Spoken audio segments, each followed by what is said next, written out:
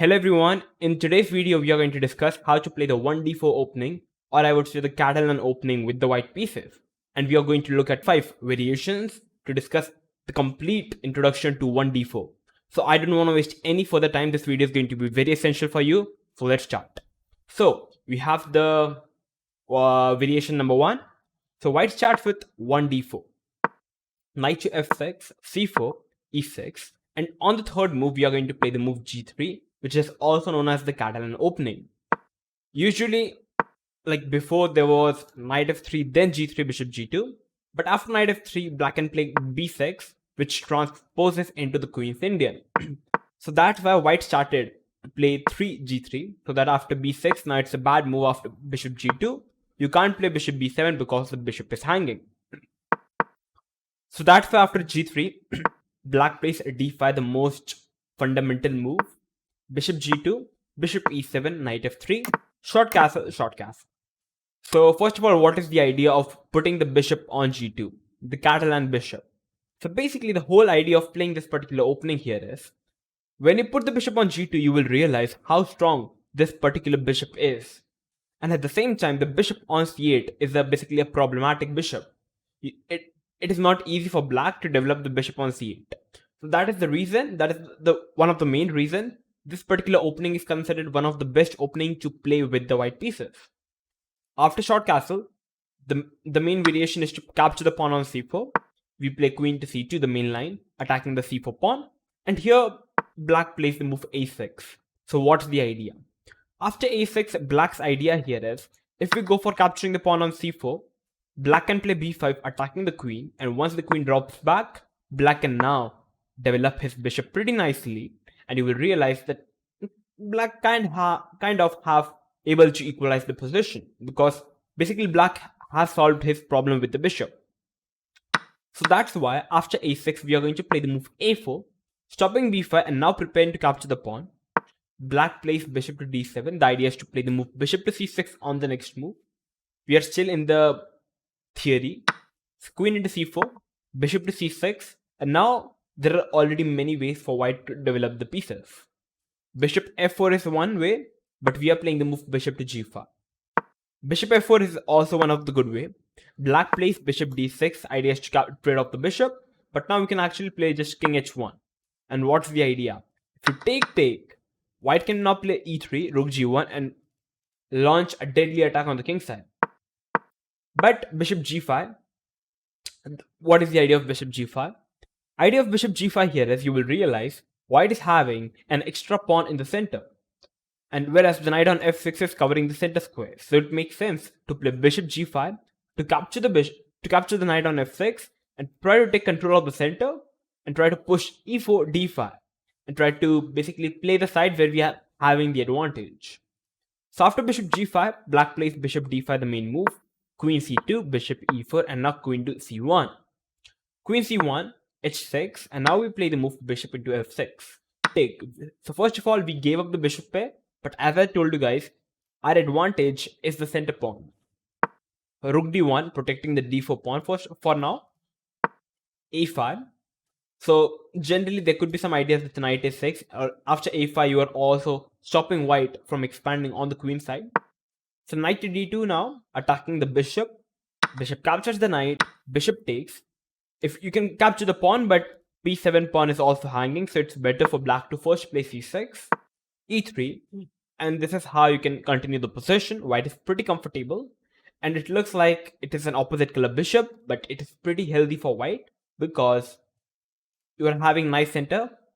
Your bishop, I would say, is much more better compared to the bishop on f6, and there are lots of dark square weaknesses. We can play knight to c4, a5 is weak, e5 square is weak, b6 square is weak.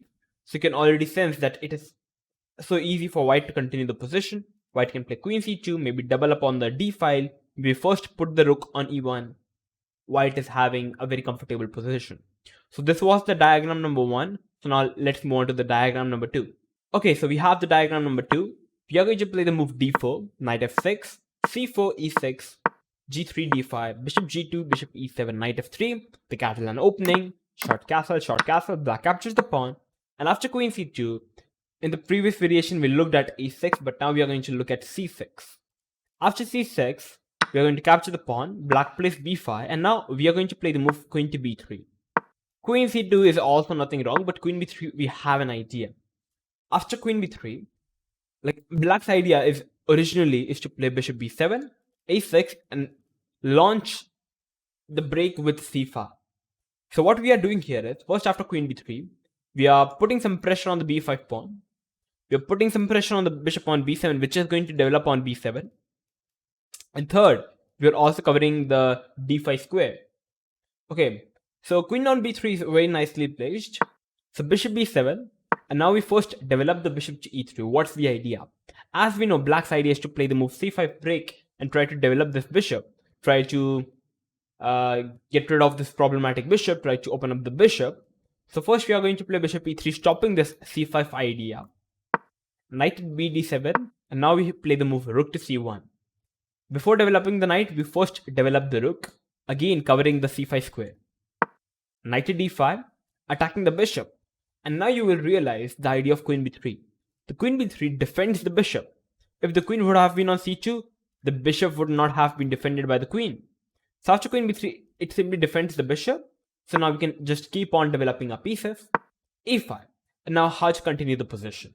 White's idea is generally to put the bishop knight on e4 and put another knight to e5. So knight e4, a4, just queen e3, protecting the bishop.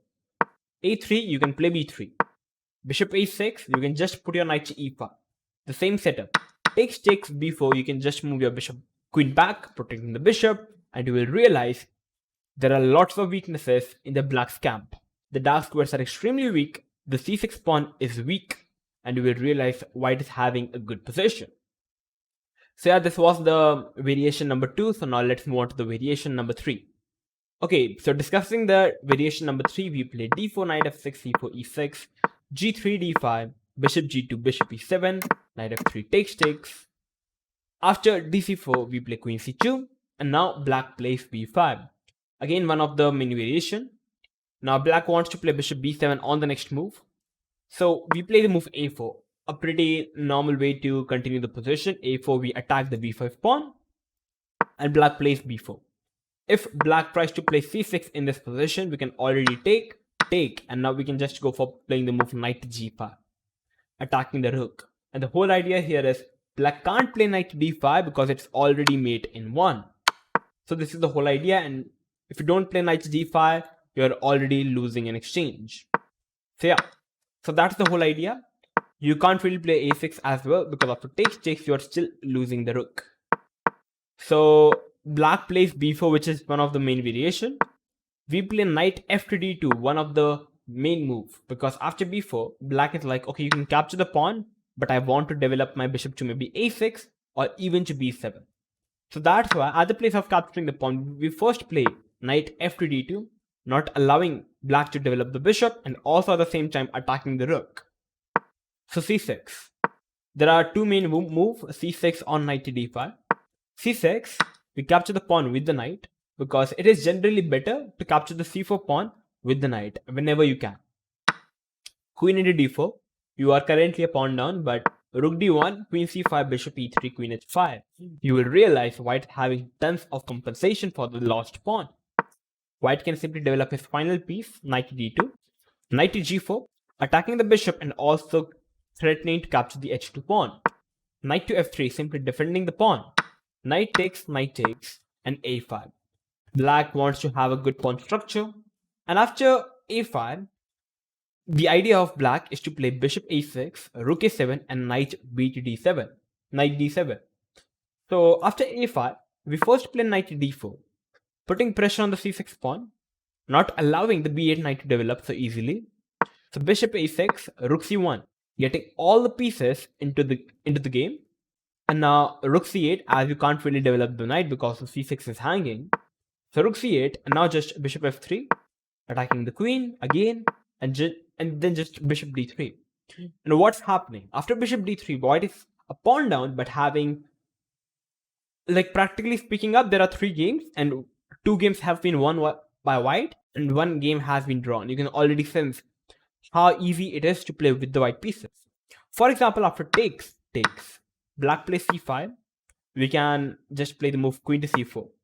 You can't really capture the knight because the rook is hanging, and you are stopping black to push the pawn further. And now you have to develop your knight, but now you can play knight c6. You're threatening to capture the bishop, so you have to capture it. And after rook takes, you will realize, like after bishop f6, queen e4, attacking the rook, rook c8, knight c4, you will realize the knight is much stronger than the bishop. It defends the pawn, it attacks the pawn. We are having much more activity compared to the black. Black is having a completely passive play, and white is the one in the driver's seat. So this was the third variation, a very comfortable one. So now let's move on to the fourth variation. Okay, so discussing the fourth variation, we have d4, knight f6, c4, e6, g3, d5, bishop g2, bishop e7, knight f3, short castle, and now black plays c6. So generally, black has two ways, c6 or knight b to d7. I personally feel c6 is a bit dubious move compared to knight b d7, but nothing wrong with it. Knight c3, and now black plays b6. If black goes for capturing the pawn, we can play the move knight to e5, and you can't really defend it because of knight into b5, because you lose the rook. Okay, so that's the whole point. So that's why b6, the idea is for black is to develop the bishop. We play knight to e5. What's the idea? You centralize the knight, you put pressure on the d file. You basically use the power of the bishop. After knight e5, there are already tons of ways for black to reply. Knight f to d7, knight b to d7. But one of the main moves is to play bishop a6, attacking the pawn. We place first rook e1, just moving the rook from this diagonal, and at the same time developing the piece and also threatening to open up the center with e4. You must remember, whenever you open the center with e4, you must have the advantage. You're basically having the advantage if you're breaking with e4. So bishop into c4, takes, and black is a pawn up, but at the exchange we are having the bishop pair. We can already first play e3, and after e3, black plays knight to d5. Because black can't really play b5, because we can already capture the pawn because the rook would be hanging. So first, black is playing knight to d5. And now the threat is to push the pawn. So first we play a4, stopping b5, knight to b4. The idea is to jump in with the knight to d3. So first queen e2, attacking the pawn, knight d3, rook to d1, and now a6. So now you will realize the knight is on d3, so we can already kick the knight via b3. Black can't really capture because the knight is hanging. Definitely there is something wrong with b3. But first you can play rook b1 because you're having enough time to play this. After rook b1, black can't really play b5 because you can already capture it. The pawn cannot capture because the rook is hanging. The a pawn cannot as well capture because again I can capture the pawn because the rook is also hanging. So that is the whole idea. b5 is not really possible. So black have to play queen c7, and now you can go for b3. Knight takes is kind of forced, or else I can capture the pawn and then capture the knight. So takes, rook takes, pawn takes. And now first playing queen to b2. The idea is to capture the b3 pawn with the queen. And once the pawn is captured on the next move, it doesn't matter what black plays, you will realize that white is putting tons of pressure to the b6 and the c6 pawn, and white is again the one in the driver's seat, whereas black is already facing some difficulty by developing his pieces, very passively placed. So yeah, this is how you can play this variation. So this was the variation number 4. So now let's move on to variation number 5. Okay, so we are going to discuss the variation number 5. You play d4, knight f6, c4, e6, g3, d5, bishop g2, bishop e7, knight f3, short castle, and now, as I said, knight b to d7. And here, at the place of knight c3, we first play the move queen to c2. What is the idea? After queen c2, we are basically keeping the flexibility with the bishop, with the knight, and we are intending to play knight to d2 at the place of knight c3. So that after knight d2, first our threat is to play e4, and at the same time, whenever black captures the pawn on c4, we are going to capture the pawn back with the knight. So c6, knight b d2, b6, and now we can just play e4, as I said, striking in the center. Whenever you are having the opportunity to striking in the center, you must always go for it. Bishop a6.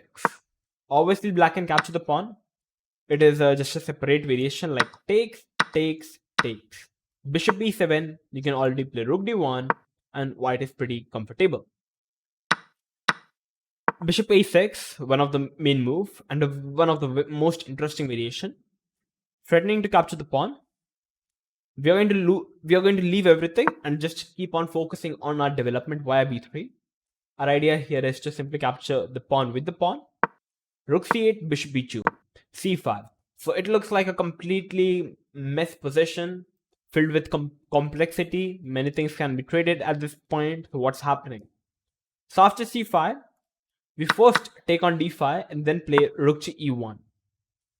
Black captures the pawn on d4. If black captures the pawn on c4, it's a must to capture the pawn with the pawn. If you try to capture with the knight, cd, b5 is a very strong move with the black side. So that's why I just capture with the pawn, takes, knight takes, and white is already having like a very comfortable position. So that's why cd, knight takes, b5. So black's idea here is to capture the pawn on c4 now. You can't really capture the pawn because the queen is hanging. So now we are going to play knight f5, attacking the bishop, rook e8, and now just capture the pawn with the bishop. Takes. It looks like we are just piece down because we cannot capture the knight because the queen is hanging.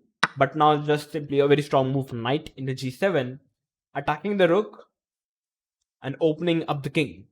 So for example, just rook e8 as the rook was hanging, knight f5, threatening mate in 1, threatening to capture the bishop. Many things are happening and white is winning. Like maybe bishop f6, you can play knight to e4. Let's say takes, just queen into b2, knight h6 is checkmate, and like for example f6, cd5, white is winning. So this was the variation number 5, and with this particular variation, I would like to end this video. We have discussed 5 critical variations under the Catalan under the Catalan opening. And yeah, this is how you play the Catalan opening with 1d4. So if you learned anything new by watching this video, make sure to like the video, share this video with everyone, and make sure to subscribe to our channel if you are new to our channel. It's free for you, but it helps us to motivate to make more videos like this. I'm going to come up with these more variation like this because Catalan opening is one of the vast variation and one of the most interesting variation to play with the white pieces. So yeah, so that's it for today. So yeah, so thank you for watching and bye bye.